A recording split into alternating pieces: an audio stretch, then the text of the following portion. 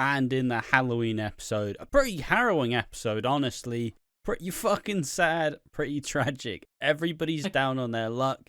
Everybody is struggling. Wait, what are you saying? Do you want me to run through the episode, or? I was just going to go through some vague bits, really, personally. Just going to go through all of the sad shit that's happening. Everybody's in a pretty bad place. Dean and Linda have this big, long fucking conversation explaining everything they've been through, you know. And we start to see a bit of the fucking cracks forming. Because, you know, whenever you bring back a character who did something really, like, traumatic, like, well, because Dean obviously raped Linda. And now we see it's been many years away. How does he feel about that situation? Does he believe it was consensual? Does he think that she is playing the victim? Obviously, we'll get into that as we run through the episode. Jay and Ben are having a big, needed conversation in the hospital where, you know, they start to consider the fact of, like, Jay, did you want to die? Like, did you mean to do this? Rocky is slumping all of his loans and he's really needing to find a way to desperately get out of it. And is there any other main key things that happen through this episode? What's the gay black fella called? Felix. Felix. I was confusing him for Finley, and I was like, is he Finley? Is he Felix? Felix gets spooked by the ghost of Dirty Dane. 100% real, not clickbait, not making it up. 100% real. You won't believe it until you see it.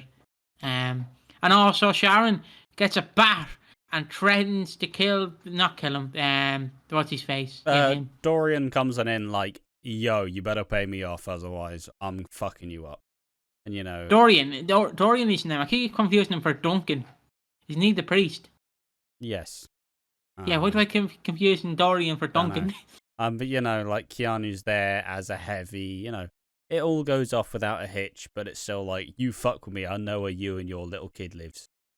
And Keanu also steals Albie's passport, ready for the plan that is apparently coming into action tomorrow. So yeah, if you just want to run through it, I'll probably interrupt you when there's like a major important thing, because there were a lot of like really interesting lines in this episode. I'll briefly run through it if you don't mind. I'm not going to give every cliff note, but I will do what I remember. Yes. So we start at the Queen Vic with Linda and I've already forgotten his name. Dean. Dean. No, sorry, there's so many names to remember. You'll have to forgive me. We see Linda and Dean. And Dean's like, yeah, Mick, look at Mick, yeah. My brother died, but any other woman would have died as well. It was something like that, basically. Yeah, just being able to polish yourself up again, just to rebuild yourself, which, you know, can obviously look at, you know, rebuilding your life after being fucking raped. Now, what I'm going to do is I'm going to just have this all in one section instead of skipping through sections. So if you don't mind that. So basically, the scenes between Linda and Dean is Dean basically going, yeah, Mr. Golden Balls, Mr. Big Bollocks, Danny Dyer, or not Danny Dyer, sorry, he's not real in this universe. Mick Carter, yeah, he's not here to save you.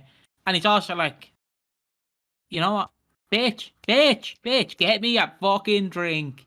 Well, he doesn't say it like that, but he's like, can I have a drink, please? I mean, he is very entitled considering their fucking relationship history, you know. And then he basically takes a drink from her. I think it's whiskey or rum. And then he drinks it and he goes, where's the ice? I would have preferred it with ice. And I'm like, yeah, love you, Dean. Fucking W King. You dropped your crown, King. W, #W based. So yeah, just to do every alpha male that is on the Watching Walford channel. So yeah, they basically have arguments, and he's explained that he's here because of his daughter Jade, who's going through some troubles. And he's back for that. Yeah, he doesn't necessarily explain what's happening, because there was an Instagram post where they go, "Oh, Dean's back, and here's why," and it explains how Jade has cystic fibrosis, I believe. And is in dire need of a lung transplant, I think. And that's why he's here. he explains how now he's like a silent partner with Cindy and Ian at the pie and mash shop. And how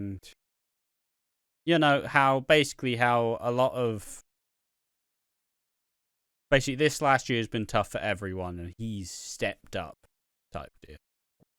Yeah, and basically we also see the other side of it where Cindy and Ian are having a little conversation. And you've got a rapist and a Wicks in. How could you? And then Cindy tries and goes to confront Linda, or not Linda, well Dean, who she probably knows is at the Vic, probably more than likely. Where would the rapist go? The Queen Vic, obviously. And then Ian fucking deal. Like anyone else delivered it. Rat Ian. Like I know you're supposed to hate Ian, but I couldn't help but fucking laugh at this. When I had to silently laugh, because if I publicly laugh, people would be like, "You're laughing at a rapist." But Ian goes, yeah. Well, he's not a convicted rapist. He's just a rapist. There's a difference, you know. He's not convicted, of course. You know. And I'm like, just heavily kind of goes. I obviously made the joke, just like he's not a convicted rapist. And then I made the joke, obviously. Yeah. I made the O.J. Simpson joke where I'm like, okay, what was your stance on this? But my thing is, like, could you imagine him being your lawyer? Okay. It might look like he murdered the person, but the knife was just there. He's not a convicted murderer. He might be a murderer, but I'm telling you. Did stab them, they would be dead. But yeah, Ian starts to essentially go, think about the money, though. Think about the money. He's a silent partner. He's a sleeping partner. There's also a lot of like they're using the word sleeping partner a lot, and I don't know. I feel like there's some obviously. Ideally, you get to choose your sleeping partner, but like fucking innuendo, sex. I don't know. It feels like it's just a dodgy area when it comes to Dean. So yeah, and that's basically what happens. I'll get to Linda near the end, but we'll move right on to Jay. Jay's in hospital, and he has this is just very sad. He has a conversation with Ben, and Ben's like, "Did you try to kill yourself?" Don't worry, I'm not going to be like all them other YouTubers be like, "We can't say kill yourself for suicide. We have to say off yourself." Fuck that, I don't care. There's no sugarcoating killing yourself. Like, let's be honest. You can't go really off himself. Yeah, sure, fine, go with that. It's not that taboo of a word. But that's my little rant. But yeah, he goes, "Did you kill yourself, Jay?" And Jay just went, Look, I've just lost the love of my life. Not really your love of the life. You spent like 2 months with her, but still. And I just lost the love of my life. I have no meaning in life. Sure, there's Lexi, but I have no one.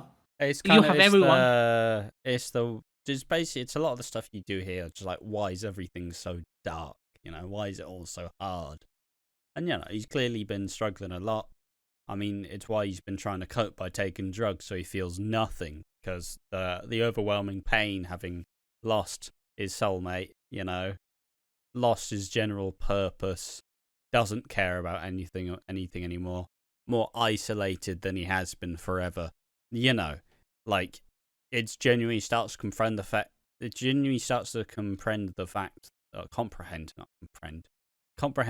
that he did this wasn't an attempt of suicide. This wasn't just, I was just under the influence. This was, fuck it, who cares? It's fucking into a wall. Yeah. Because I suppose the interesting thing, we never actually saw the crash. So, now we have to take from this conversation what actually happened, which is, it's good fun. They might do a flashback, but... I don't think they need to. But, they basically have a conversation. The conversation ends with, "Jay, you are not alone. I am here with you." Yes. And basically, to quote Michael Jackson, simply reaffirms, we are together. I've got Callum. Or I've got Callum I can offload to. You've got no one. But now you're not alone. We see you. We hear you. We're here. I wouldn't want to offload the fucking Ben. Dad, Callum said he's upset. Dad, just texting Phil, lifting his legs up and down, like giddying like a child, texting their mom or texting their friend, like "LOL, Zoe." I like to imagine that's how Ben does it. He's like, yeah. I'll listen to you, Jay. I'll listen to you. He's just like he has a little flip phone for all the gossip, and he just tells his dad, and his dad's like, "Fuck off, okay, fuck right off." I tried to watch cat videos, but yeah, they basically have a lovely conversation, and that's it. For Sharon, well, Sharon basically she's fallen for that. She's fallen for that Keanu ass. Yeah, that she's absolutely. I can't say kid. Yeah, she's gunning for that Keanu ass. Like each time, she's like, "Oh, do you want to come inside? Thanks for walking me home, Keanu. Oh, there's beer in the fridge if you want to stay." And Keanu's like, "No." And then she goes to get some of his old things. He gets Albie's passport, and then like kind of walks out all angry faced because obviously he's planned with Karen that tomorrow he's going to take Albie out the country. So. Yeah. Which is an attempted kidnap. Yes. Dorian does get his money, by the way. But that might not be the last we see of Dorian, as allegedly there's been spoilers. I'd say allegedly until it comes true. The rumors on the rumor mill on the playground, as the hip kids would say. You know who you are. Would say Albie gets kidnapped. So. But is it by Dorian or is it by Keanu? Well, I guess you won't believe this, Ash, but it's by Angie. She's back again. Den came back, Angie's coming back. We're bringing back all the 85 characters. Fucking, I can't wait to see Ethel and Dot. Not Willie, though. Willie can't be reincarnated, sadly. But yeah, that's basically happened. Back to Linda. Dean gets real close, real close. I mean, he explains how over the last year, obviously, Shirley left, and then Shirley, like, after losing both Tina and Mick, is now completely heartbroken. Like, she's just gone off the rails. She's been in and out of psych wards. She was with Carly for a while, but, you know, they kind of fell out. And, you know, this year it's been all about Dean stepping up. And it's all about Dean, like, making sure to... It's all about Dean making sure that he's the one who's going to stand up for her. And then you get this fucking, like, this really horrifying thing where he's like, yeah, and she believes that you lied. Or I think it's like she knows the truth about us. And obviously now that implies that she believes that Linda lied about being raped. And it's like, oh, fucking hell. Fucking hell, bud. Shirley's filling her. I mean, it's why people think when obviously Dean dies at Christmas, Shirley's going to come back on a fucking rampage because Shirley's the only person she can trust right now, you know? Like, she's lost everything. She will have genuinely lost everything in that situation. And one of the other lines is simply him saying, he gets up really close and he's like, I don't need your consent. And this obviously fucking sends Linda over the edge. Like, she grabs a fucking knife, like, get the fuck out. Get out. Because, oh boy. Imagine getting told by the person who raped you and completely changed your life forever, I don't need your consent. Fucking Jesus Christ, man. Like, it's really good stuff. It's really it's really gripping stuff. It's absolutely tremendous stuff, but also it's really fucking tragic. And obviously this then lets Elaine like come in and like, you know, like protect Linda. Dean gets sent away, and essentially Linda starts to get worried, like, you know, does Shirley actually believe him? Because, you know, obviously Linda spent more time with Shirley than she has with Dean at this point. Like, Linda was basically Shirley's, like, daughter. She never really had. Sorry about that. I was just trying to get this apron unknotted. So I was like, fuck it. I might as well do it now. I've got some fish waiting for me. So, yeah. Anyways, continue. Nice little derail there. Yeah, and it's, she then starts to question, like, does Shirley believe him? And then George essentially goes, look.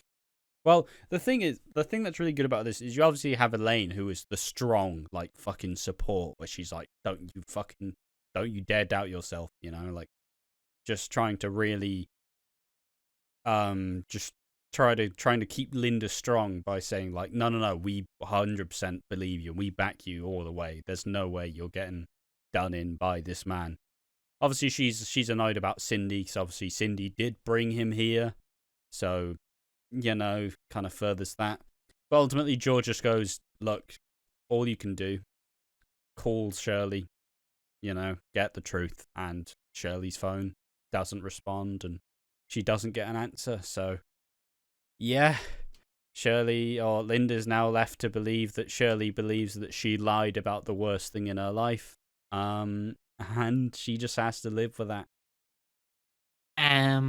Also, guys, there's been confirmed that Dean Wicks dies at Christmas. I'm 100% being honest here. It's not clickbait. We need to have this as the title. We know who dies at Christmas. It's been confirmed because Elaine says this line, and 100%, golly gosh, I'm telling the truth. This is 100% honest. Elaine tells this line, and it must mean it's Dean Wicks, because she says, we need to take him out. And like, oh my gosh, guys, it just has to be true. It just has to be true. Like, why would they throw this line in if he's not gonna die at Christmas? Like, how else would you take him out? Like, gosh, I'm not being sarcastic, but like, come on, how? This is totally how he. This is 100% confirms he's dying at Christmas. I tell you what. Yes, it's quite interesting to see some of the responses. Some people are just like, I can't believe they're bringing him back only 2 months before to die. And it's like, if the story's good, I don't fucking care how long he's there for. We're ramping up to Christmas. One of the most hotly anticipated Christmases EastEnders has had in years. If they're going to bring in Dean Wicks to die, and we're already getting this fucking... He's only been back an episode. Like, me and Piggy barely know who Dean is, and I already fucking hate him. He's already scum. And that's 2 episodes. Like... I just think he's based. He's a W. He's a walking W. It's just such a... Like, the amount of pull they've already had and the amount of build, they've already built up to this moment, which means it means so much more. And obviously the final scene of the episode is Dean looking at the fucking soon-to-be pie and mash shop, knowing this is where he's going to set up. And yeah, this is... Unfortunately, they can't get rid of him. He has to fucking stick around, and he is sticking around. So now we just got to see him haunt Linda for the next 2 months. 1 month and a bit. But yeah, it was a fantastic episode. Not the most like happy Halloween episode whatsoever. It was pretty fucking dour. It was very sad. But it was really good stuff. What do you reckon? Yeah. Of course, Felix also got scared by Barney. Because Barney went, "Boo!" And he went, "Oh shit!" Yeah, it was just like funny like conversation. It's like, I'm not getting scared of anything, and then Barney goes, "Ooh, fuck hell," And also, if you look at this scene, so there's Felix and Barney. Because I kind of want to end this on a positive note, because like, rapist. But I want to end this kind of on a positive note before we do our thoughts. There's Felix, Barney, and then Rocky's just sat in the chair, like on the bench, Arthur's bench, like. Hey, he looks like Droopy from Looney Tunes. The dog with a little like tuft of hair and a really like sad eye. That's what Rocky looks like. And I bet he's like, do not ask me a fucking question, please.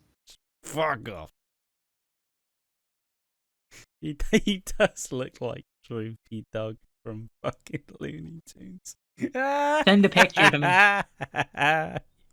So I know. But yeah, carry on with your thoughts, mate. What did you think? I thought it was a very good episode. Oh, fuck, this is digging into my apron. I thought it was a good episode. One of the best Halloween episodes I've seen of EastEnders. Not seen that many, but obviously he's up there with probably Mick Carter returning multiple times. Hello, Ma. He fucking does look like Trophy.